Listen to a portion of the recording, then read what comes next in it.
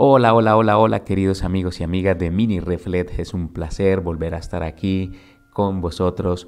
Y para la Mini Reflet de hoy, quiero suponer que algún día has ido de excursión, has visitado algún lugar y has tenido un guía que va explicando no solamente la ruta, sino que también los detalles del lugar, datos históricos.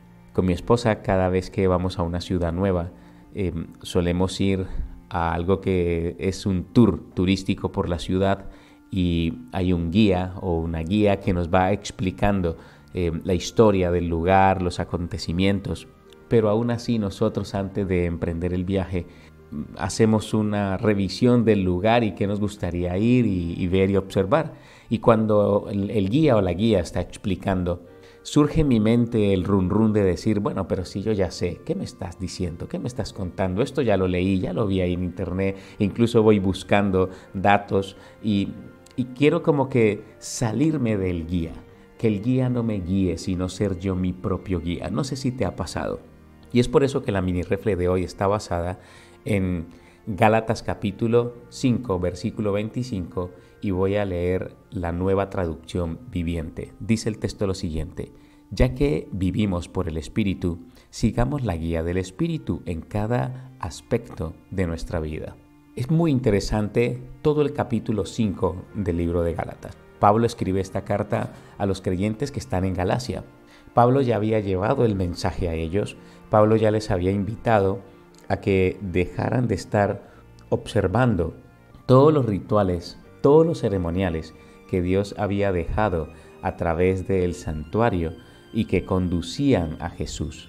No porque eran malos, sino porque todos eran una sombra de lo que había de venir y todos esos rituales apuntaban a Cristo. Una vez ya venido Cristo, recordemos que esta carta se escribe después de la muerte y resurrección de Cristo, ya no había que hacer sacrificios, el sacrificio es Cristo. Todos los ceremoniales que se hacían, que tenían que ver con la circuncisión, ya no debían hacerse. Ahora, esto tardó su tiempo para que lo pudiesen comprender, pero el ser humano es tendido a hacer obras. Nos gusta hacer obras, nos gusta que nos valoren por lo que hacemos y por lo que tenemos.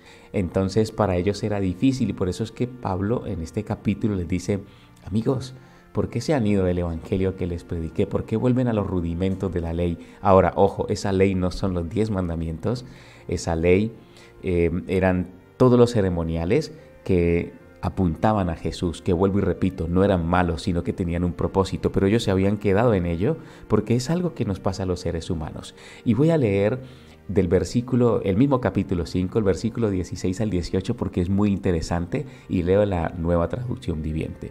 Por eso les digo, dejen que el Espíritu Santo los guíe en la vida. Entonces no se dejarán llevar por los impulsos de la naturaleza pecaminosa. Naturaleza pecaminosa es lo mismo que dice en otras versiones la carne, los deseos de la carne. Versículo 17. La naturaleza pecaminosa desea hacer el mal, que es precisamente lo contrario de lo que quiere el Espíritu. Y el Espíritu nos da deseos que se oponen a lo que la naturaleza pecaminosa propone. Estas dos fuerzas luchan constantemente entre sí. Entonces, ustedes no son libres para llevar a cabo sus buenas intenciones. Versículo 18. Pero cuando el Espíritu los guía, ya no están obligados a cumplir la ley de Moisés. Y es muy interesante porque aquí no vuelve a ser, Pablo no está diciendo, no, miren los 10 mandamientos, porque los 10 mandamientos tú los miras y tú dices, ¿qué hay de malo en los 10 mandamientos? Absolutamente nada, nada.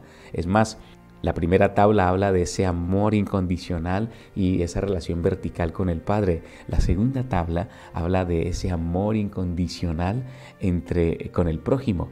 De allí que Jesús dijo, los mandamientos se resumen en dos: amar a Dios sobre todas las cosas y al prójimo como a ti mismo. Pero en ningún momento se anuló, en ningún momento se quitó. ¿Qué necesitamos, queridos amigos y amigas? Dejar que nos guíe el Espíritu. Recuerda que el Espíritu en Juan capítulo 16 versículos 8, 9 y 10 dice que el Espíritu es el que nos convence de pecado. Es el guía que nos convence de que hay un juicio y nos convence de que hay justicia. No hagas tu juicio. Deja que Dios haga el juicio. No te justifiques a ti mismo haciendo obras. Deja que la muerte de Cristo en la cruz te justifique su vida.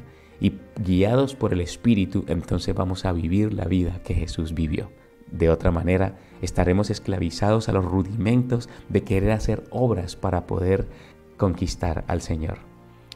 He tenido que aceptar ser humilde y escuchar al guía para que nos pueda guiar. Y cada vez que lo ha hecho, hemos hecho las cosas bien y la excursión ha sido mejor. Que tu excursión hacia Jesús sea guiada por el Espíritu, porque es el Espíritu el que nos guía a Jesús. Es el Espíritu quien nos guía a Dios. Es Dios quien nos guía a Jesús. Y es Jesús quien nos guía a estar constantemente con el Espíritu. ¿Quieres que oremos? Padre que estás en el cielo, yo no sé la persona que está ahí al otro lado, pero sé que al igual que yo necesita de un guía, y ese guía es el Espíritu.